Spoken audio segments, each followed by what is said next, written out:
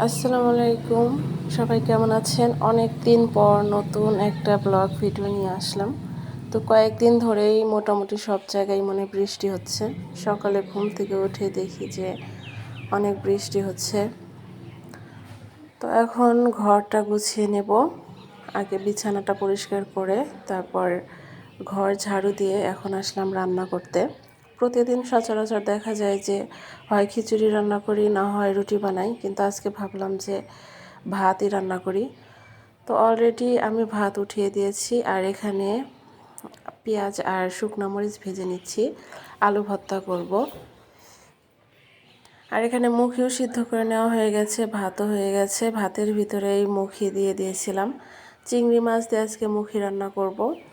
আর এখানে একটু কুমড়ো ভাজি করেছি। তো চিংড়ি দিয়ে মুখি রান্না কিন্তু আমার কাছে অনেক বেশি পছন্দ। তো এখানে পেঁয়াজ মরিচ ভাজা হয়ে গেছে। এখন এর ভিতরে আবার ওই তেলের ভিতরেই পেঁয়াজ আর কাঁচামরিচ দিয়ে দিলাম। আর এখানে সব ধরনের বাটা, আদা বাটা, রসুন বাটা, জিরা বাটা সব বাটাই করা হয়ে গেছে। এখন শুধু রান্না করব। তো পেঁয়াজ মরিচ যখন একটু লালচে হয়ে আসবে তখন এর ভিতরে আমি পানি দিয়ে দিয়েছি। এখন এর ভিতরে সব একে একে মশলা দিয়ে কষিয়ে নেব। এখানে প্রথমেই দিয়ে দিচ্ছি পরিমাণ মতো লবণ, মরিচের গুঁড়া, আর এখানে দিয়ে দিব হলুদের গুঁড়া।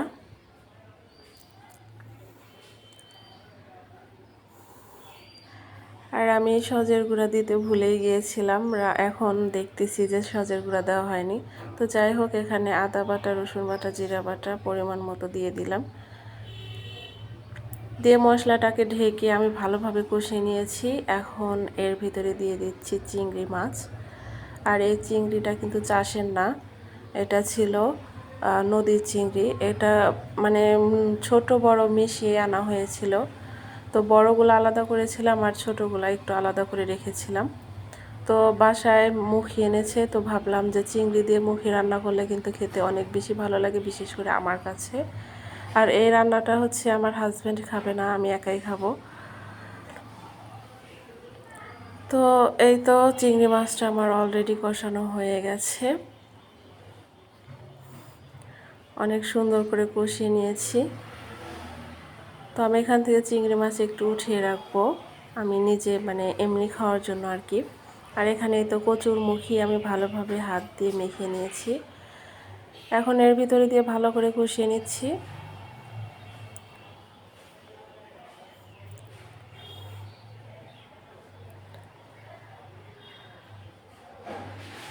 তো ভালোভাবে মিশিয়ে নেওয়ার পরে এটা ঢাকনাতে ঢেকে আমি ভালোভাবে আবার কষিয়ে নেব। যখন পানি একদম শুকিয়ে গেছে তখনই তো এর ভিতরে আমি ঝোলের পানি দিয়ে দিচ্ছি।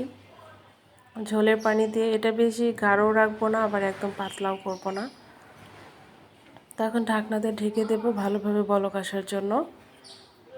তো এই তো ভালোভাবে বলক এসে গেছে, আমার তরকারিটা অলরেডি হয়ে গেছে। এখন এর ভিতরে ভাজা জিরার গুঁড়া দিয়ে দিলাম। এই তো রান্না আমার ডান, চলেন এবার খাওয়া দাওয়া করি।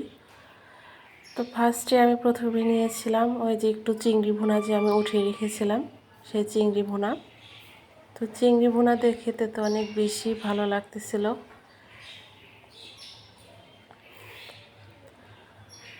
তো আমি চিংড়ি ভুনা দিয়ে বেশ কয়েকটা ভাত খেয়ে নিয়েছি। আর এরপর আমি যেটা নেব সেটা হচ্ছে আমার অনেক বেশি পছন্দের,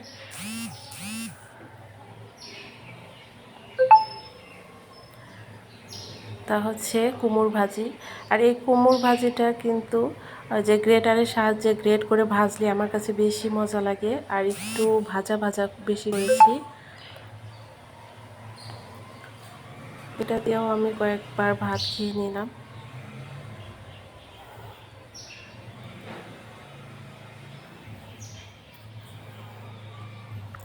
কুমড় ভাজিতে ভাত খাওয়ার পরে এখানে আমি আবার একটু ভাত নিয়ে নিলাম।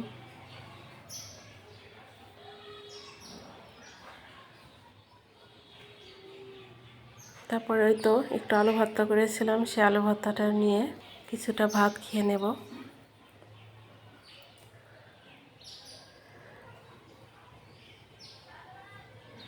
আর পেঁয়াজ মরিচ শুকনো মরিচ আর পেঁয়াজ ভেজে কিন্তু এভাবে আলু ভর্তা করলেই বেশি ভালো লাগে।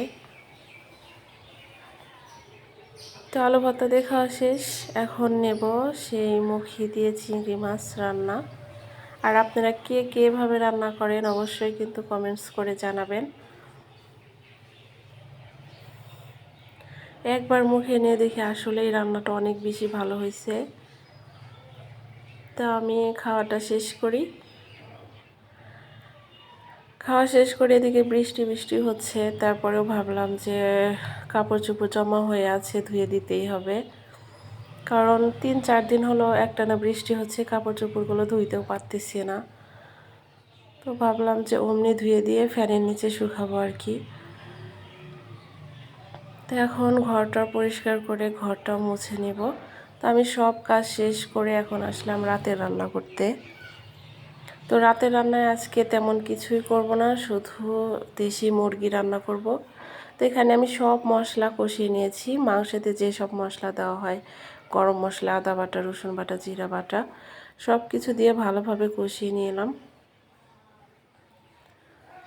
ভালোভাবে মশলাটা কষানো হয়ে গেছে। আর দেশি মুরগিতে কিন্তু একটু ঝোল ঝোল খেতেই বেশি ভালো লাগে, আর ঝোল খাওয়াই উপকার মনে করি। তো সেজন্য এখানে আলু দেওয়া হয়েছে।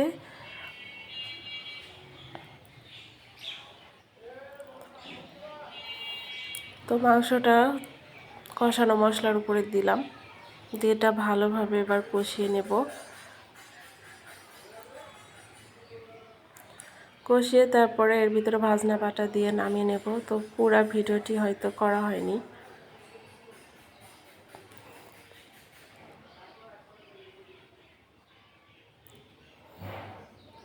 আর এই তো ভাতটা আমার হয়ে গেছে।